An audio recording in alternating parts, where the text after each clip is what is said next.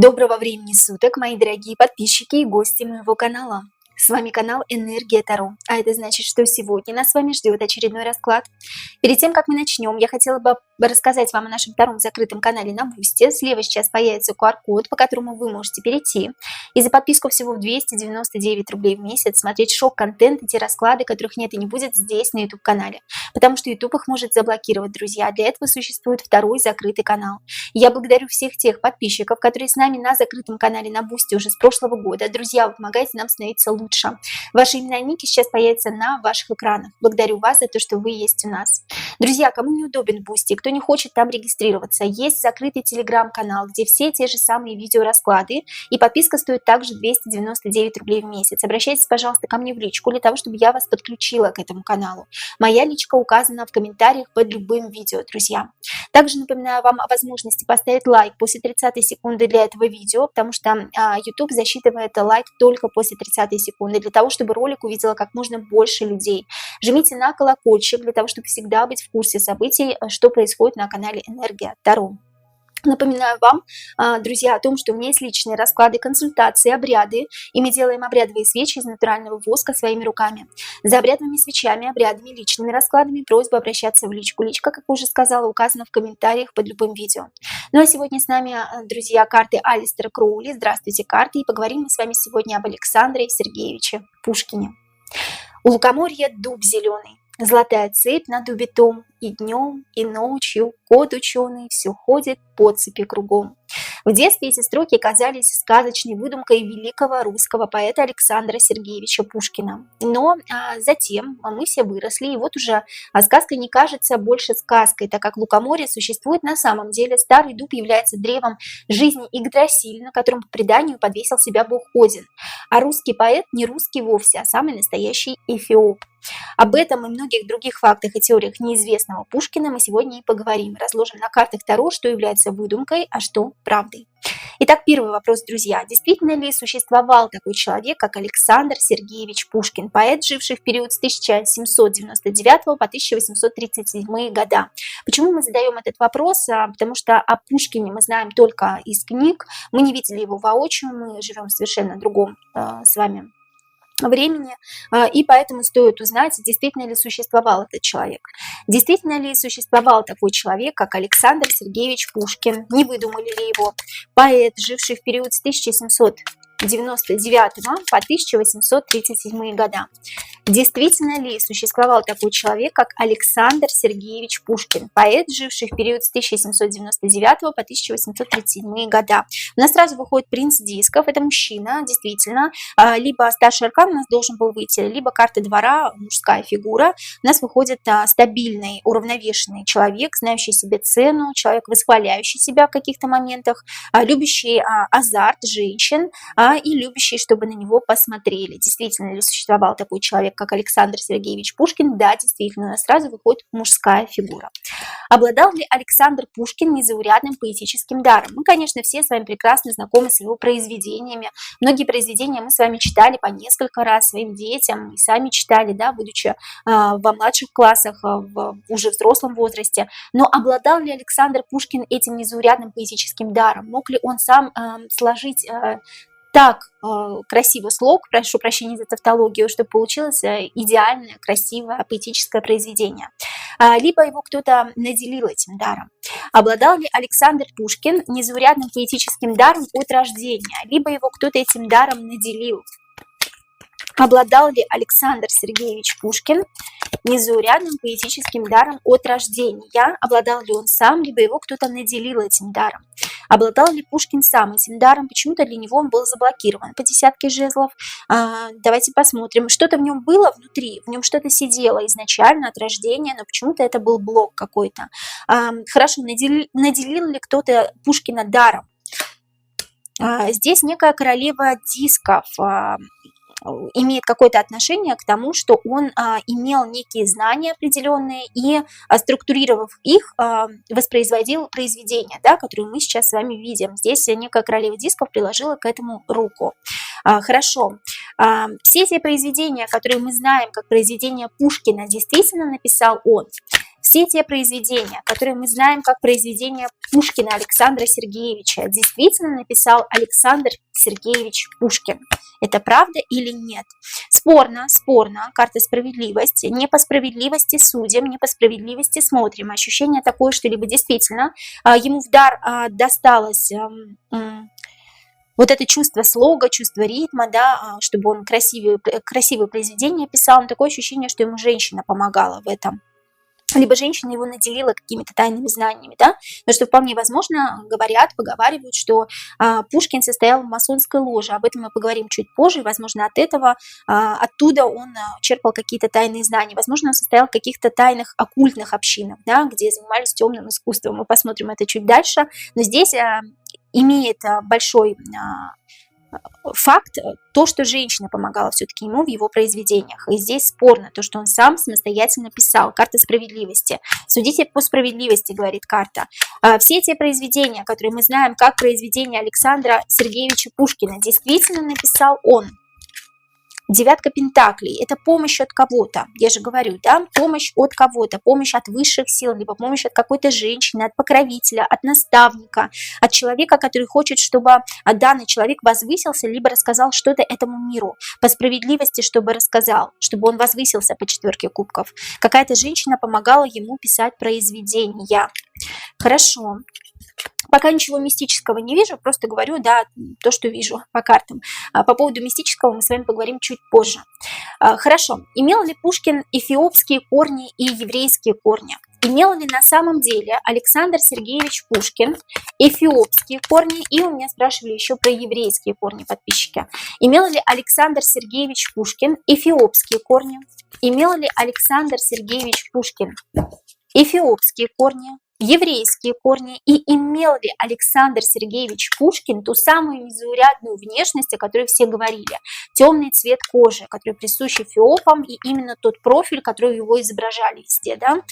Имел ли незаурядную внешность, темный цвет кожи Александр Сергеевич Пушкин, темный цвет кожи, кудрявые волосы, имел ли незаурядную внешность, темный цвет кожи, кудрявые волосы Александр Сергеевич Пушкин? Итак, имел ли Пушкин эфиопские корни? Время, карта время, действительно, это правда, 20-й старший аркан указывает нам на то, что время, предки, да, через года, через века, по предкам, по карме, по судьбе и так далее. То есть, да, действительно имел. Имел ли еврейские корни Александр Сергеевич Пушкин? Здесь у нас должен выйти либо старший аркан, либо карта двора от женщины, да, королева жезлов, от женщины по женской линии имел еврейские корни. Хорошо, имел ли незаурядную внешность, темный цвет кожи, кудрявые волосы, каким мы его видим с вами на картинках. Тут что-то недоговорено, что-то недоговорено, что-то не так, да? Хорошо, имел ли на самом деле Александр Сергеевич Пушкин темный цвет кожи, или его вообще изображают не так на рисунках, да, в учебниках, как мы его видим сейчас с вами? Ну, то есть, или вообще он совершенно по-другому выглядел. Вот так давайте зададим вопрос. Пушкин выглядел совершенно по-другому, нежели каким мы его видим сейчас. Пушкин выглядел совершенно по-другому, нежели каким мы его видим сейчас на учебниках, в школах, да, на картинках. Пушкин выглядел совершенно по-другому, каким мы его выглядим сейчас. Принц кубков. Голубая кровь. Здесь необычный мужчина. Голубая кровь изначально, как знаете, получеловек, а не человек. Здесь мне показывают.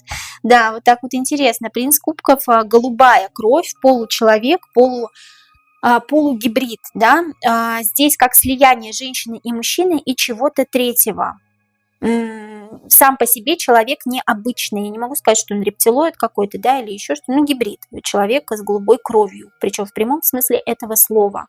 Здесь мне рассказывают, что да, он имел внешность такую, похожую, как изображают в учебниках. Почему десятка жезлов вышла, да? Но вы всего не знаете, десятка жезлов говорит. Вот стоп у вас стоп на каких-то моментах. Вы не знаете еще, что это за человек. А человек очень необычный, крайне необычный, с голубой кровью. Принц кубков. Принц, кстати, может обозначать означать в прямом смысле этого слова принц, принадлежность к какому-то знатному роду, к роду королей, возможно, каких-то, да, потому что карта влюбленные здесь два короля, слияние двух королей, короля и королевы, и еще чего-то третьего божественного, то есть это не человек, а получеловек, полугибрид. Хорошо. Возможно, как раз-таки показывала женщину, да, то, что не женщина помогала ему писать какие-то произведения, а от женщины унаследовал такие знания, либо какие-то тайные, сакральные знания, что мог писать произведения с определенным подтекстом, с определенным смыслом. Следующий вопрос. Если Пушкин имел эфиопские корни, то почему его маму, Надежду Осиповну Пушкину, урожденную Ганнибал, изображали везде как белую женщину? Ну, то есть имела ли его мама, имела ли Надежда Осиповна, мама Александра Сергеевича Пушкина, эфиопские корни? Почему ее везде изображали как белую женщину? То, что я вижу на картинках, да, то, что я вижу в интернете, это абсолютно нормальная, обычная белая женщина с темными волосами. Но почему ее так изображали, если она имела эфиопские корни? Действительно ли мама Пушкина, Надежда Осиповна Пушкина, урожденная Ганнибал, имела эфиопские корни? Действительно ли мама Пушкина имела эфиопские корни? Проведена работа над чем-то?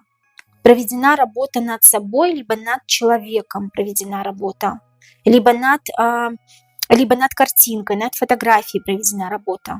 Не так показывают, как на самом деле выглядела. Имела ли эфиопские корни? Имела. 21 старший аркан мир. Определенно имела эфиопские корни, уходящие куда-то вглубь. Да? Но здесь проведена работа над чем-то. Над фотографией изменена, видоизменена. Да, для того, чтобы это было тайной, для того, чтобы никто на самом деле не знал, как она выглядела. Она выглядела совершенно не так, как ее изображают нам в учебниках, книжках, в интернете и так далее. Как вот мы сейчас видим Надежду Осиповну, маму Александра Сергеевича Пушкина, на самом деле выглядела она совершенно по-другому. 21 старший аркан мир говорит, что да, однозначно она имела эфиопские корни, имела корни, уходящие куда-то вглубь, возможно, имела еврейские корни, да, потому что у Александра Сергеевича они тоже имеются. Карта тройка пентаклей, карта Иерофант говорит, что проводилась работа над внешностью над картинкой, чтобы это было для всех тайной, загадкой. То есть никто не должен был узнать, как на самом деле она выглядит. Либо ее никогда не фотографировали, не изображали, да, я имею в виду, для того, чтобы это было для всех тайной. Ее вот писали вот так вот просто от руки, не зная абсолютно, как она выглядит на самом деле. Хорошо.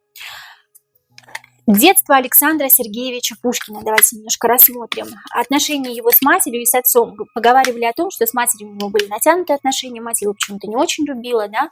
Ну вот давайте узнаем, как на самом деле было детство Александра Сергеевича Пушкина. Отношения с матерью, отношения с отцом. Мы сейчас не открываем Америку, друзья мои, да? Многие говорят мне, зачем вы задаете этот вопрос, если в интернете и так все известно. Мы просто проверяем какие-то, возможно, факты, которые вызывают у нас сомнения. Итак, отношения Александра Пушкина с его мамой и отношения с его отцом. Отношения с мамой, отношения какие-то духовные, высокодуховные, я бы сказала, да, оккультуривание человека. Человеку передаются тайные знания, сакральные знания со смыслом, причем знания, которые он поведает всему миру. То есть мама что-то ему передавала, какие-то сакральные знания, интересные. Кстати, очень хорошие отношения по второму старшему аркану Верховной Жрицы. Я вижу здесь хорошие отношения. Мама передает знания своему сыну. Какие-то светлые знания, светлое искусство, скажем так. Отношения Пушкина с мамой, давайте еще посмотрим. Отношения Пушкина с мамой. Королева кубков, любила она его. Вот знаете, здесь я не вижу ни любви. Здесь я вижу, что немножко приврали. Зачем? Может быть, специально это нужно было, да? Потому что королева кубков – это королева воды, чувственная, эмоциональная, королева, которая хочет подарить своему сыну побольше знаний, возможно, не верховных каких-то знаний, да, просто знаний для того, чтобы он потом передавал их в массы, для того, чтобы люди потом подумывали над смыслом его произведений, скажем так, да. И здесь мама очень радовалась всегда за него и всегда радовалась любой его победе. Вот здесь странно, что говорили, что с матерью были плохие натянутые отношения. Это неправда, это не так. И отношения с отцом Александра Сергеевича Пушкина. Вот здесь вот тройка мечей. Что-то не устраивало, либо Пушкина не устраивало что-то, да, Александра Сергеевича, либо его отца не устраивало что-то в сыне.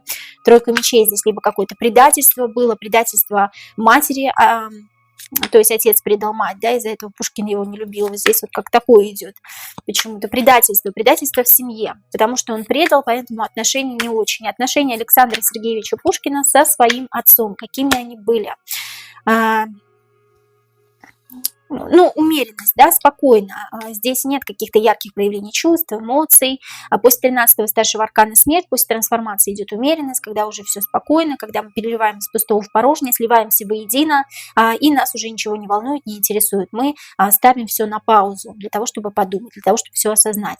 Вот здесь после предательства было какое-то переосознание отношений. Здесь было какое-то предательство в семье, либо от отца Александра Сергеевича, ну, как Александр Сергеевич почему-то считал, что отец предал его или их семью. И после этого было какое-то спокойное, ровное отношение, которое не имеет ничего общего с любовью. Да, постоянно какие-то споры, какие-то распри, какие-то инциденты были дома, да, с отцом, они не могли никак найти золотую середину. Вот здесь вот отношения с отцом как раз-таки были натянуты, а с матерью они были более верховные, более духовные, высокодуховные, может быть, церковь, еще что-то, да, и так далее. То есть здесь то, что говорят о матери, немного неправда. Хорошо, была ли у Александра Сергеевича Пушкина на самом деле няня Арина Родионовна, о которой все говорят, о которой пишут, о которой он сам писал не раз, да, в своих произведениях? Была ли у Александра Сергеевича Пушкина на самом деле няня, которую звали Арина Родионовна? Была ли няня? Рыцарь жезлов с таким ярким волевым характером, которая предопределила его судьбу и которая полностью ее трансформировала. Да, действительно, была у нас, вышел старший аркан смерть. А трансформация благодаря этой женщине, кстати, как раз, возможно, вот эта женщина ему помогала, да, все-таки не мама, мама давала ему какие-то духовные знания, а Арина вполне возможно, что помогала ему писать какие-то произведения. Мы сейчас узнаем об этом. Рыцарь жезлов – это человек импульсивный, яркий, харизматичный, с мужской статью, мужской фигурой, возможно, да, или мужскими чертами лица, если мы говорим про женщину, а возможно, с какими-то укладами мужскими. Здесь она играет такую ролевую роль в судьбе Александра Сергеевича Пушкина, такая волевая дама, которая как раз-таки трансформировала его реальность полностью и изменила ее. Да, действительно, Арина Родионовна, такая женщина, существовала. Хорошо, скажите, пожалуйста, карты. Обладала ли Арина Родионовна некими тайными знаниями, в которые посвящала Александра Сергеевича Пушкина? Обладала ли Арина Родионовна, няня Александра Сергеевича Пушкина, некими тайными знаниями, в которые посвящала самого Александра Сергеевича? Обладала ли? Семерка кубков. Что-то могла, как, знаете, могла предвидеть что-то плохое. Вот здесь вот об этом речь, да, то есть то, что будет, то, что было, плохое, то, что будет, плохое могла предвидеть и никак не могла в себе остановить, то есть поток, нескончаемый поток мыслей, такое ощущение, как будто поток идет, и с ним надо, этим потоком надо с кем-то поделиться, вот здесь вот об этом речь, но речь как раз-таки о не очень хороших, скорее даже плачевных событиях, это войны какие-то, революции, да, в стране, в мире, то, что она видела, она могла увидеть. Она посвящала в это, соответственно, Пушкина, да, Александра Сергеевича. Он был очень близок ей, точно так же, как и няня для Пушкина была близка ему. Она могла увидеть что-то, что будет, или что-то, что было в прошлом. Какие-то не очень хорошие события, которые происходили в мире. И посвящала, соответственно, в это Александра Сергеевича. Хорошо, характеристика личности самого Александра Сергеевича Пушкина. Давайте узнаем. Характеристика личности Александра Сергеевича Пушкина. Каким человеком по характеристике личности, по своей основной сути был Александр Сергеевич Пушкин? Характеристика личности, основная суть Александра Сергеевича Пушкина. Две карты мне прям хотят идти. Карта башня и карта восьмерка пентаклей. Хорошо. Интересно очень. Смотрите, здесь башня – это разрушение, да, всегда. Это какой-то коллапс, это мощь, это наваждение. Человек постоянно трансформирует вокруг себя общество и трансформирует, собственно говоря, себя и окружающую действительность. Карта башни – это человек, который обладает какими-то тайными знаниями. Именно в колоде Алистера Кроули она имеет сакральный смысл, потому что третий глаз смотрит она сверху.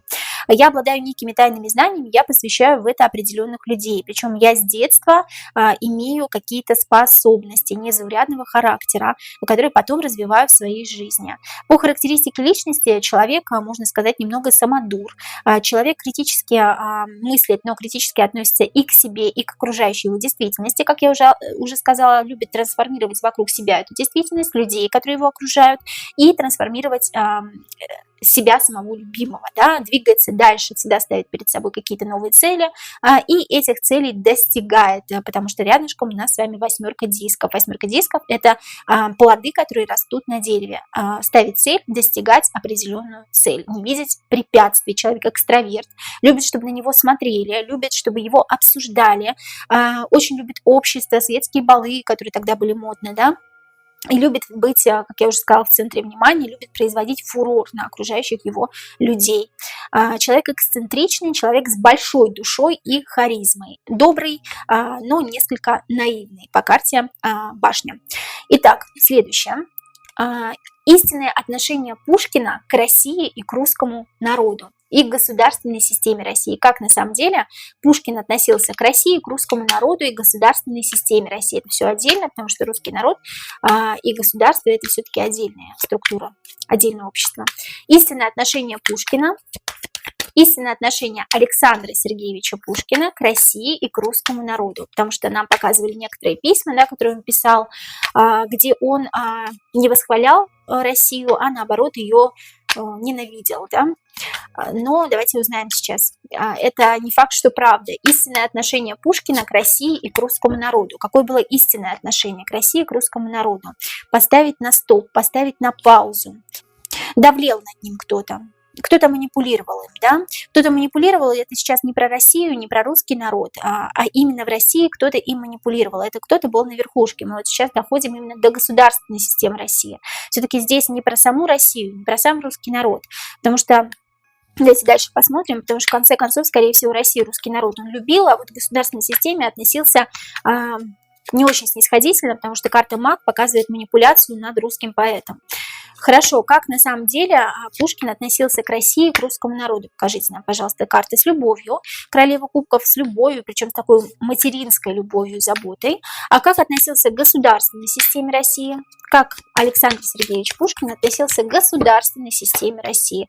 Вот как раз-таки с государственной системой России он на какое-то время смирился, но я же говорю, им кто-то манипулировал. Да, десятка мечей. Хотел прекратить отношения, общение с кем-то из власти, кто стоит на верхушке, потому что им грамотно манипулировали, возможно, даже ему угрожали. На какое-то время он решил поставить все на паузу для того, чтобы подумать, вдруг успокоиться, а вдруг само уляжется, но не получилось. И в итоге случилась десятка мечей. Что это за десятка мечей, мы сейчас узнаем в других вопросах. Но такое ощущение, что он хотел покинуть Россию как можно скорее. Не потому, что он не любил Россию, русский народ, как раз-таки наоборот, он их любил, а вот с государственной системой у него были какие-то недомолвки, друзья мои.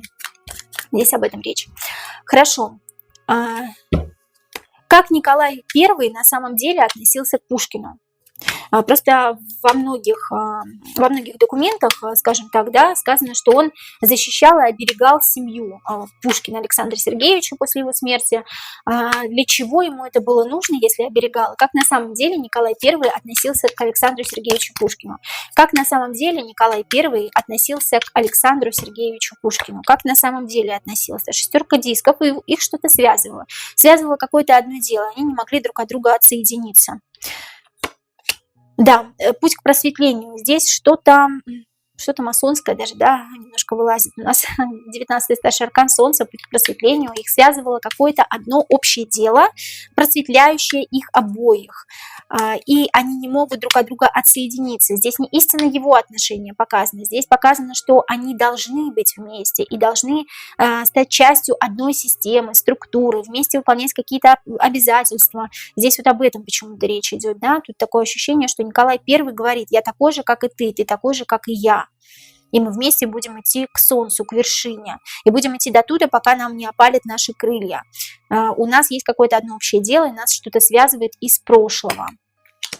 Да, и тройка мечей здесь говорит о том, что либо Николай I в итоге предал почему-то Александра Пушкина, либо Александр Пушкин предал Николая I. Здесь, скорее всего, все-таки Пушкин Николая I, потому что мы говорим про Николая I, и Николай I не ожидал этого от Пушкина. Вот здесь как какое-то предательство.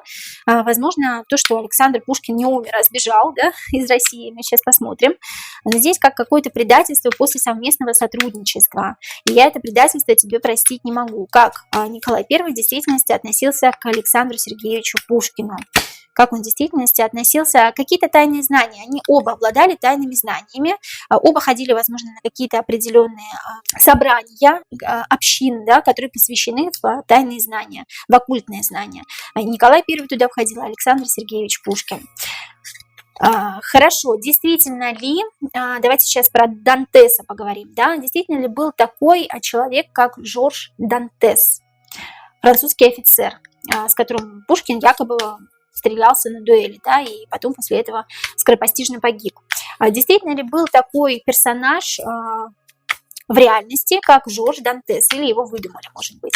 Действительно ли был такой мужчина, с которым стрелялся Пушкин на дуэли, как Жорж Дантес? Действительно ли он был? Что-то в нем было, давайте посмотрим до конца.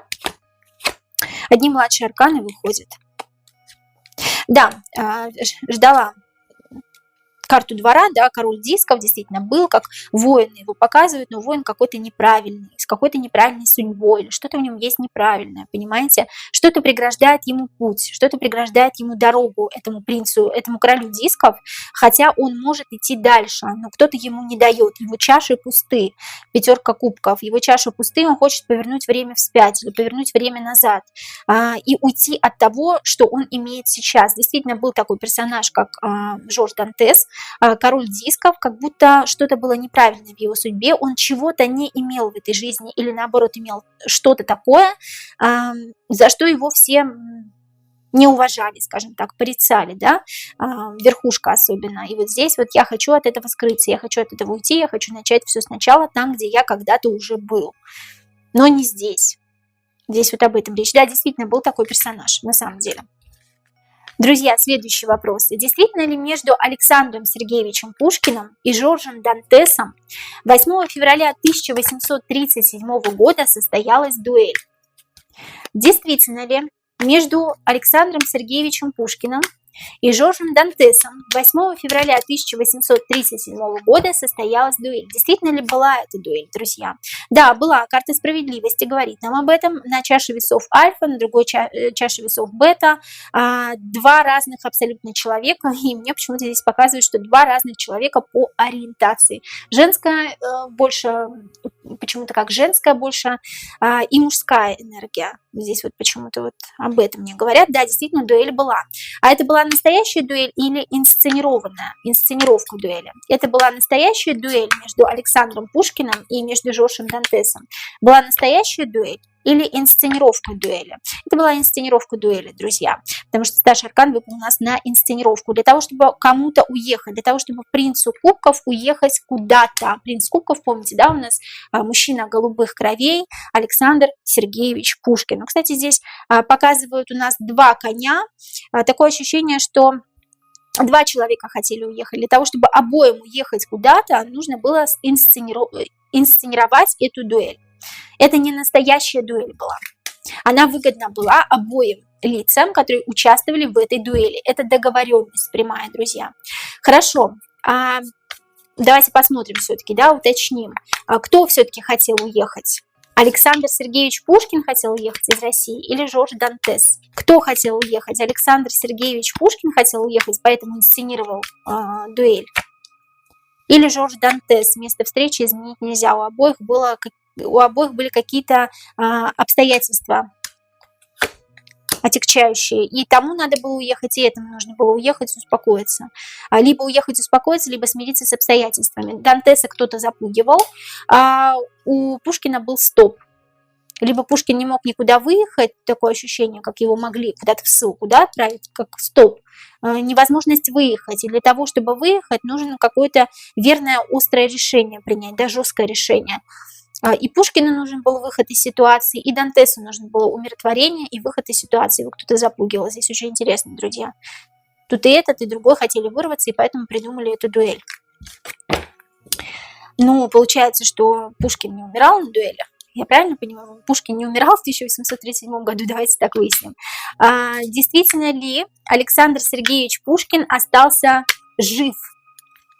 Действительно ли Александр Сергеевич Пушкин остался жив после дуэли 8 февраля 1837 года? Остался ли жив Александр Сергеевич Пушкин после дуэли с Жоржем Дантесом?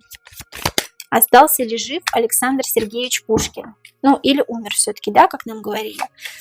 Остался ли жив Александр Сергеевич Пушкин? Принц кубков у нас сам выходит, да? То есть олицетворение Александра Сергеевича Пушкина в этом раскладе. Принцу кубков не дают что-то сделать. Как в четырех стенах. В четырех стенах не дают что-то сделать. И королева дисков, такое ощущение, что, друзья мои, королева дисков это все придумала. Некая женщина придумала вообще всю эту дуэль. Не они придумали с Дантесом, а женщина придумала какой-то коварный план. Для того, чтобы не было удержания мужчины. Для того, чтобы мужчина мог спокойно уехать. Путь к просветлению. План придумала женщина. Для того, чтобы Пушкин уехал куда-то.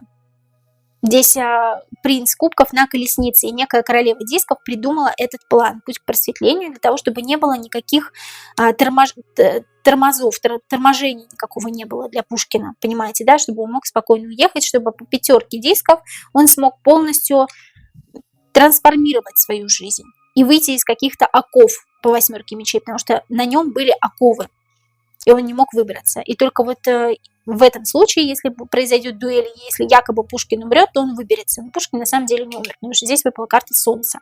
А карта Солнца – это путь к просветлению, карта Солнца – это победа над высшим разумом, над высшим миром, победа над собой. Человек остался жив. Хорошо. Следующий вопрос. Все-таки зададим конкретный вопрос, да, является ли история с дуэлью Пушкина и Дантеса ширмой для прикрытия побега Пушкина из России?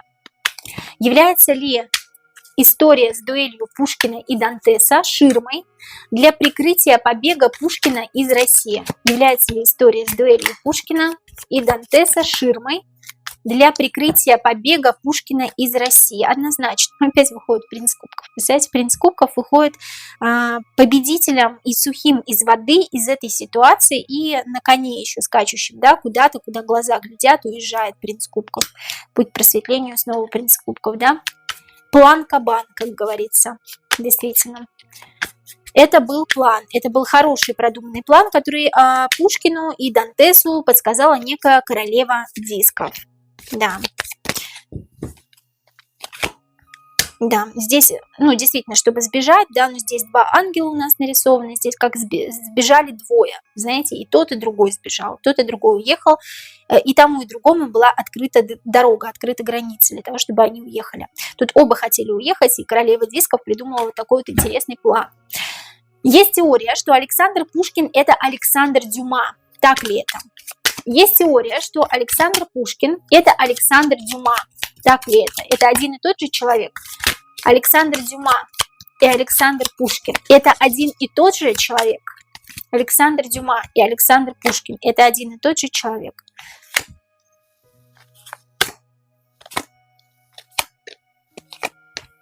Историю рассказывают, друзья мои, да? Да, это один и тот же человек, что очень интересно. И тут история еще о том, что приходилось заменять друг друга или приходилось заменять кого-то в течение всей жизни. Вот Дюма на Пушкина, Пушкина на Дюма. Вот здесь вот, как знаете, давно, достаточно давно, несколько лет или много лет здесь показывают, да, приходилось что-то придумывать, какой-то план, путь к просветлению, какой-то план приходилось придумывать и куда-то ездить для того, чтобы заменять этого человека. Ну, я так понимаю, что Дюма нужно было заменять, да, кем-то. Тут произошла резкая трансформация после смерти человека. После смерти по семерке кубков, после эмоций, после чувств, которые потом со временем утихли, после смерти он, наконец, официально стал Александром Дюма, да? То есть здесь вот об этом речь. Да, здесь очень много старших арканов выпало. Здесь карта звезда, отшельник, карта верховной жрицы и карта смерти. И рыцарь мечей. Рыцарь мечей нам показывает, что как быстро-быстро приходилось перемещаться в пространстве, либо заменять друг друга как-то, чтобы не подумали, что Дюма это Пушкин или Дюма не существует и так далее. Вот здесь вот об этом речь, друзья. Да, действительно, и уже после смерти, после скорби по семерке кубков он смог полностью трансформировать свою жизнь, преобразиться и стать, наконец, официально Александром Дюма. После своей официальной смерти, как Пушкина. То есть Пушкин и Дюма – это один и тот же человек, друзья. Не выпадает так много старших арканов на вопрос абсолютно неинтересный, на вопрос, который абсолютно не соответствует действительности. Следующий вопрос, друзья. Действительно ли прообразом главного героя Александра Дюма, граф Монте-Кристо, Эдмунда Дантеса был Жорж Дантес, который, как и главный герой, сбежал из заключения? Действительно ли прообразом главного героя Александра Дюма или Александра Пушкина, граф Монте-Кристо, Эдмунда Дантеса был Жорж Дантес, тот самый, который якобы застрелил Пушкина на дуэли? Действительно ли прообразом главного героя Александра Дюма, граф Монте-Кристо, Эдмунда Дантеса был Жорж Дантес? Действительно ли был он? Действительно, принц Жезлов у нас сам и выходит, сам мужчина, который как раз-таки сбежал на колеснице. Это правда, друзья, поэтому стоит с точностью до миллиметра сказать то, что действительно Александр Пушкин это и есть Александр Дюма, который потом написал про Жоржа Дантеса, о том, что он сбежал, да? Просто заменил имя Дантеса на Эдмунда. Не Жорж, а Эдмунд Дантес. Хорошо, действительно ли Пушкин состоял в масонской ложе? Действительно ли Пушкин состоял в масонской ложе? Или каких-то других тайных обществах, где занимались какими-то оккультными темными практиками. Действительно ли Александр Сергеевич Пушкин состоял в масонской ложе, или он состоял в каких-то других тайных обществах, где занимались оккультными темными практиками. Действительно ли Пушкин состоял в масонской ложе, или он состоял в тайных обществах. Да, в масонской ложе Пушкин не состоял. Такое ощущение, что ему туда вход был закрыт, или его оттуда выгнали по пятерке жезлов, потому что он не соответствовал показателям определенным, друзья. А вот как раз-таки в темных, оккультных, тайных обществах, где занимались черной магией, искусством черной магии, он состоял как раз-таки. Хорошо. Занимался ли Пушкин какими-либо жертвоприношениями, участвовал ли он в этих жертвоприношениях, потому что оккультные тайные сообщества как раз-таки это подразумевают. Занимался ли он этим? Карта дьявола, друзья, как вы хотели. А здесь какие-то сексуальные жертвоприношения, хотели бы вы это слышать или не хотели, но как уж есть, да, какие-то сексуальные жертвоприношения, либо просто какие-то ритуалы, связанные с интимной близостью, да, между мужчиной и мужчиной, между мужчиной и женщиной. Здесь в основном совокупление однополой идет по этой карте. Здесь вот об этом речь. Хорошо, никого осуждать не будем, просто как есть, общаемся с картами. Обладал ли Пушкин тайными знаниями какими-то сам, да, если он состоял в оккультных сообществах, обладал ли сам Пушкин тайными знаниями? Обладал ли Александр Сергеевич Пушкин какими-либо тайными знаниями? Может быть, он что-то знал как раз-таки, да, исходя из того, что он находился в общине оккультной. Обладал ли сам Александр Сергеевич тайными знаниями? Больше обучался, но дальше его не пускали. Он был принцем жезлов, не королем, не императором. Он обладал какими-то знаниями, но дальше его не пускали. Какой-то затык был. Не давали дальше прорваться, не давали дальше продвинуться. Да, не давали стать королем.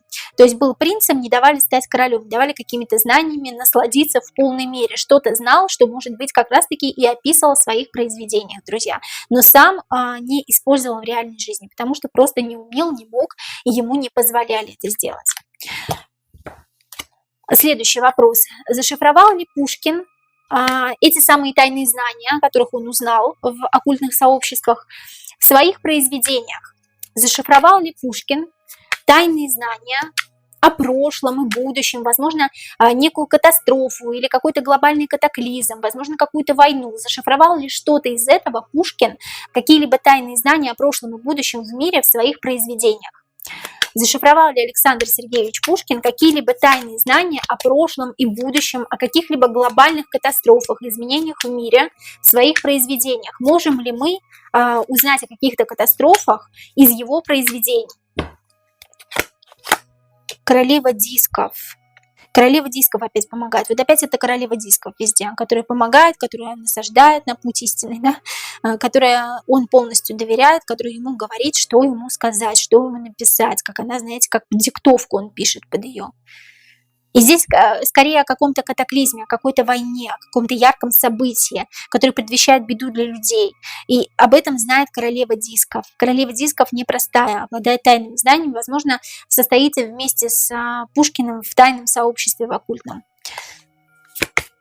Действительно, да, есть у Пушкина зашифрованные послания, и касаются они каких-то войн, каких-то катастроф человеческих.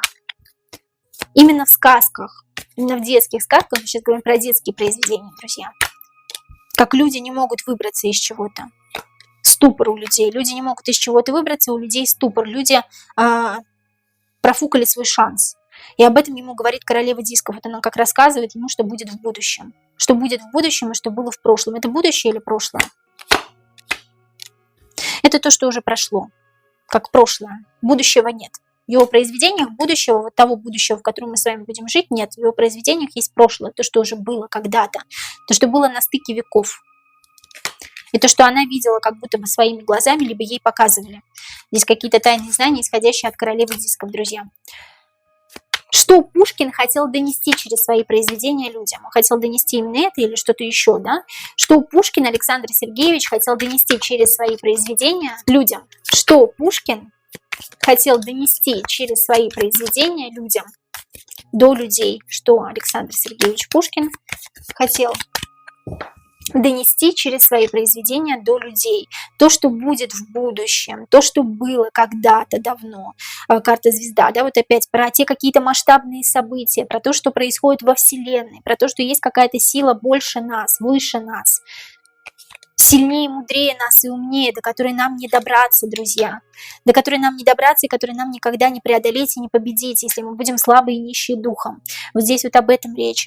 То, что мы должны быть сильны духом, не слабые, не тревожиться, не бояться ничего, не страшиться, и тогда мощная сила, которая есть во Вселенной, это не высшие силы, это просто силы оккультные, да, до нас не доберутся. Вот это он хотел нам сказать, доказать и показать, потому что он сам об этом знал. И ему доносили об этом какие-то сведения.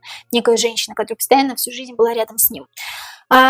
Есть еще такой вопрос, это ваш вопрос. Работал ли Пушкин на спецслужбы, российские или зарубежные? Давайте узнаем еще буквально несколько вопросов, друзья, и будем закругляться. Работал ли Александр Сергеевич Пушкин на спецслужбы? Работал ли Александр Сергеевич Пушкин? Работал ли Александр Сергеевич Пушкин на спецслужбы? Сначала вопрос, да или нет? Нет? Нет. По справедливости живу. По справедливости живу, обитаю там, где я хочу. Ну и если государственная структура его полностью не устраивала, да, потому что она давлела над ним и манипулировала, то, соответственно, по справедливости я не собираюсь в этом участвовать. Нет, друзья, не работал на спецслужбах. У него была своя жизненная позиция. Где захоронено тело Пушкина? В России или за рубежом? Где на самом деле захоронено тело Александра Сергеевича Пушкина? В России или за рубежом? Где захоронено тело Пушкина? В России или за рубежом? За рубежом. Мужская карта. Да. Тайна, но это тайна. И никому она никогда не откроется. Возможно, когда-нибудь, через много-много веков, но не сейчас, это точно. Иерофант. Либо захоронил его Иерофант, либо захоронен в старой церквушке какой-то, в старом монастыре, в старом храме. Но здесь мужская фигура выходит, и карта Иерофанта старшего аркана выходит именно на за рубеж. На Россию выходит младший аркан и королева мечей. Отрицающие карты. Отрицающие действительность карты. Он похоронен за рубежом. Использовали ли останки Пушкина в каких-то оккультных ритуалах? И упокоена ли его душа? Использовали ли останки Пушкина, а именно чаще всего используют голову в ритуалах, да? Использовали ли останки Пушкина, в частности голову, в оккультных ритуалах? Использовали ли останки Пушкина, в частности голову, в оккультных ритуалах? Да, Да, да, друзья мои, да. Восьмерка, восьмерка жезлов и карта Верховной Жрицы говорит о том, что светлый человек, светлая голова, светлый ум, а, либо светлые волосы, либо рыжие волосы, да, либо просто светлый ум или просветленный человек чаще всего использует его останки, поэтому его останки перевезли и захоронили, тело, вернее, перевезли и захоронили за рубежом, говорят о том, что он захоронен в России. Поэтому эксгумацию, если я не ошибаюсь, напишите мне в комментариях, если ошибаюсь, поэтому эксгумацию не хотят проводить или не разрешают проводить. Если ошибаюсь, напишите мне, так ли это. Действительно использовали и используют по сей день, потому что второй старший аркан Верховной Жрицы говорит об использовании до сих пор.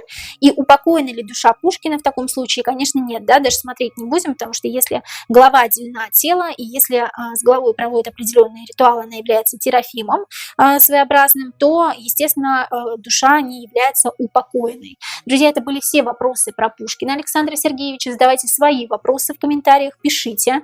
Самые интересные вопросы мы будем отмечать и делать шот-видео на эти вопросы для того, чтобы ответить на них. Я вас очень люблю, друзья, и до новых встреч!